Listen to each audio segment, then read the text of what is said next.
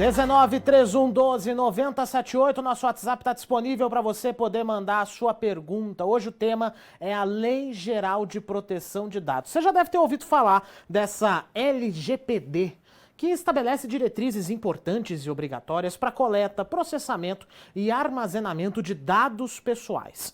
A lei já está em vigor desde 18 de setembro do ano passado, mas pouca gente está entendendo exatamente como ela funciona. E por isso está no Ar Responde, conversa hoje com a advogada Sandra Franco. Doutora, boa tarde, muito obrigado pela presença aqui no Tá no Ar Campinas. Boa tarde, muito obrigada pelo convite e boa tarde também para quem está aqui assistindo ao seu programa. Muito obrigado, viu, por ter aceito o nosso convite. Bom, começando pelo básico, né? O que é a Lei Geral de Proteção de Dados? Felipe, vamos lá. É, na verdade, mais uma lei dentro do nosso ordenamento jurídico, mas que foi criada especificamente para proteger os chamados dados pessoais. Então, o que são os dados pessoais? São todas as informações a respeito de nós, né? De nós, titulares desses dados. Então, o nosso nome, o nosso CPF, informações sobre nossa saúde, a nossa biometria, a nossa imagem, tudo aquilo que nos identifica de forma direta ou indireta.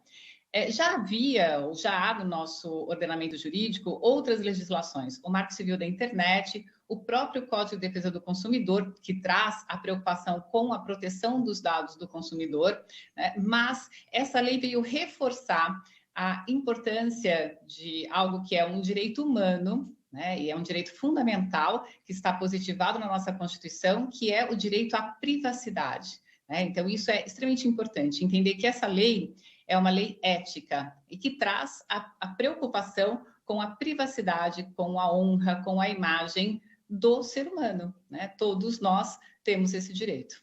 Agora, doutora, essa lei, ela se aplica apenas às empresas com relação aos nossos dados ou pessoas físicas também têm que tomar cuidado com isso?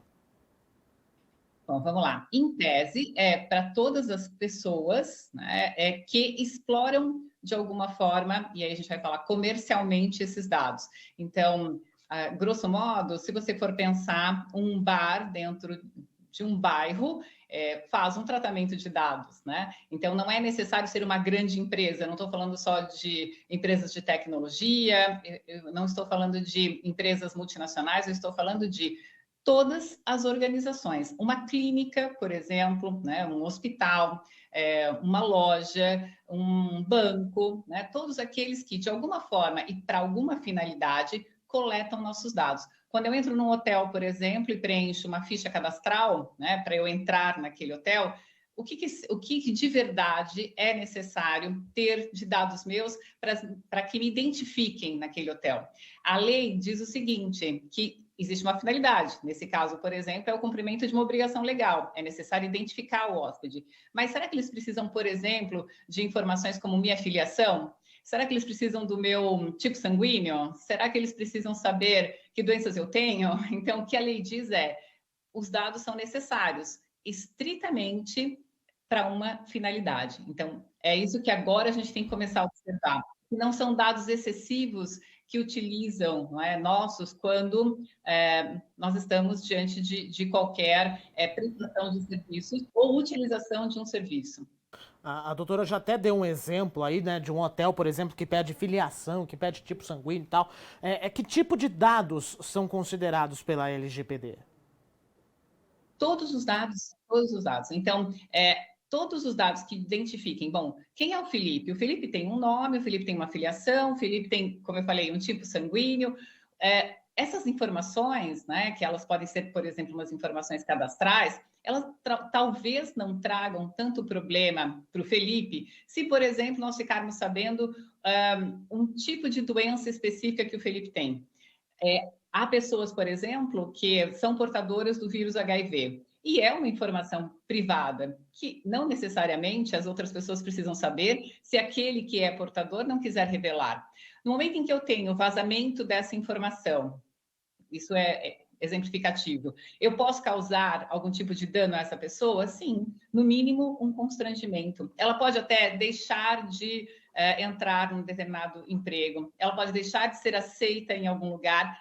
tanto por preconceito, ou não importa o quê, mas é uma forma de discriminação ou segregação. Então, tanto dados gerais, né, o seu CPF, o seu nome, a sua filiação, o número dos seus documentos, onde você mora, a placa do seu veículo, como dados que são muito sensíveis, né, e que até, por exemplo, a sua filiação partidária é um dado sensível, porque, a depender do contexto, pode causar e trazer algum tipo de discriminação.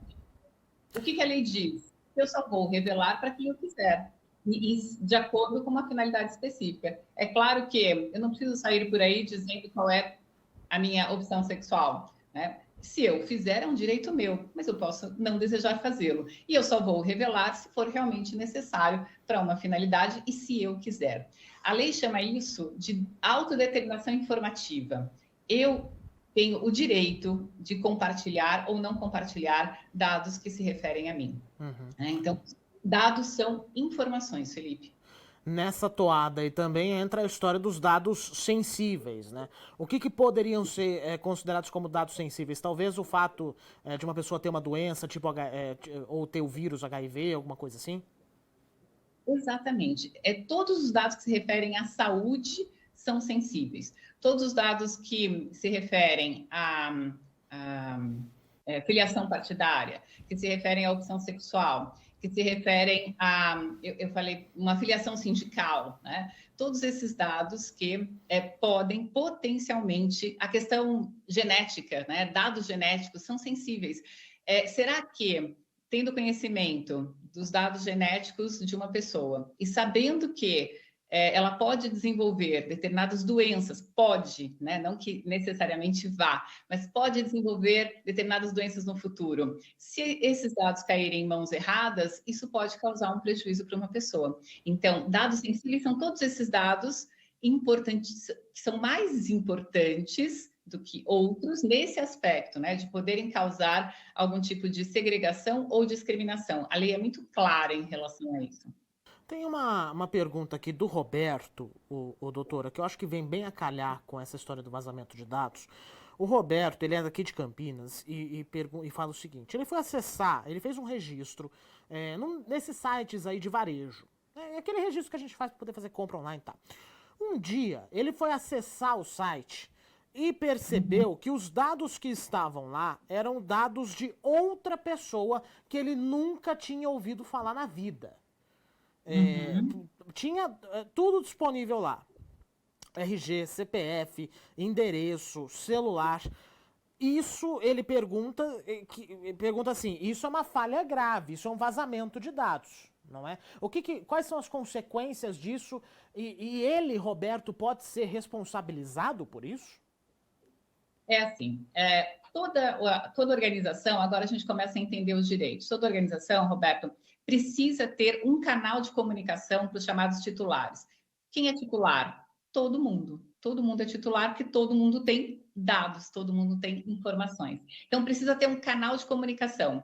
Se essa organização, essa empresa, não tem um canal de comunicação, já é uma falha, né? Mas, bom, eles devem ter algum endereço, algum e-mail, algum telefone de contato. Você vai comunicar que existe um erro grave e é um direito do titular saber quais dados as organizações têm do titular, e é outro direito a correção dos dados. Né? Então, veja aí que eu tenho dois direitos que potencialmente estão sendo descumpridos. E eu tenho o direito também de pedir o bloqueio ou a exclusão dos dados quando eles não servem mais para uma finalidade. Por exemplo, se a finalidade seria o crédito e já houve a utilização do crédito que aquela organização poderia dar para o titular, acabou esse momento, eu não tenho mais, meus dados não precisam mais ficar naquela organização, salvo se houver uma outra lei anterior que obrigue a organização a guardar por um tempo. Mas ela não pode, por exemplo, se eu não quiser, ficar me mandando cartas, não pode ficar me oferecendo dinheiro para eu pegar emprestado. Então, se existe um erro cadastral, eu corro o risco de uma outra pessoa estar recebendo informações. E isso precisa ser imediatamente comunicado à organização. A partir do momento em que isso é comunicado à organização, Existe alguma outra providência que pode ser feita? Existe algum tipo de punição, eventualmente, para essa empresa?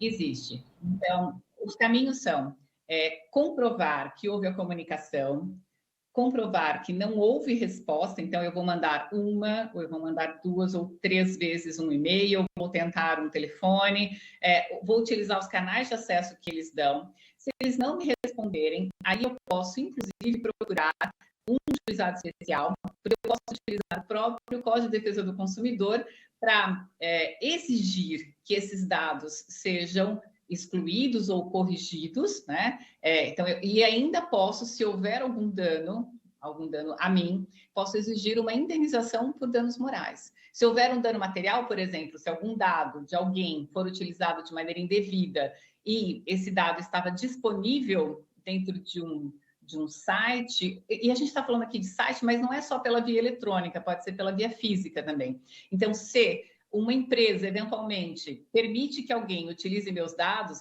porque houve um vazamento através de um site dela, ou até um vazamento físico, por exemplo, um funcionário pega a ficha cadastral e utiliza os meus dados para alguma finalidade que eu não autorizei.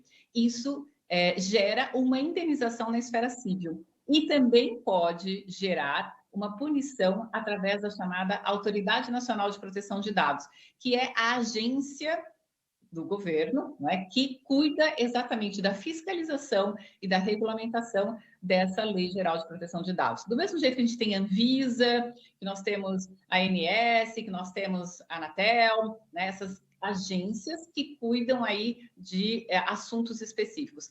É tão importante que a gente tem uma agência específica para cuidar dele. Bom, existem duas... Não, desculpa, pode concluir. Não, duas vias. Uma administrativa e outra judicial para se reclamar e para se requerer eventual dano para que o titular seja demitido. Bom, a gente está vendo aí então, não é, que a LGPD ela acaba afetando a nossa vida de uma forma bastante impactante, não é? De uma forma bastante importante até. Mas existem pessoas às quais essa lei não se aplica, doutora? Existem situações às quais essa lei não se aplica. Então, por exemplo, no caso da imprensa, é necessário garantir a possibilidade de que as pessoas deem as suas opiniões, isso através da imprensa, né? Então, a livre opinião, ela está preservada na lei. Há situações, por exemplo, no caso de segurança, então eu ouvi o seu programa, você falando de locais em que ocorreram crimes ou eventuais ilícitos, existe a revelação, talvez até de alguma imagem de uma pessoa ou de um endereço, mas por quê? É um direito do cidadão, por uma questão de segurança pública, saber onde há um problema. Então, é um caso em que nós temos uma revelação de dados, mas uma revelação de dados que a própria lei permite. A LGPD não incide sobre questões que envolvam a segurança pública, né? Então, eu estou saindo aqui da minha casa, eu tenho câmeras na rua, a qualquer pessoa que tenha acesso àquelas imagens vai poder me ver. Mas aí há uma questão maior de interesse coletivo, que é a segurança pública.